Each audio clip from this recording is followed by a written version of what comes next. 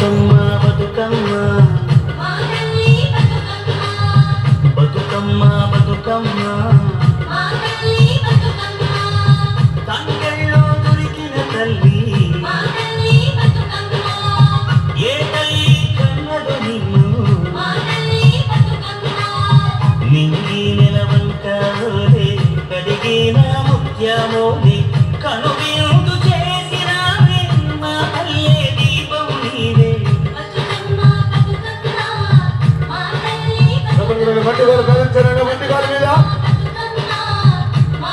మూడు పిల్లల్ని దేవస్థానం గాలి మీద జాగ్రత్తగా బ్యాలెన్స్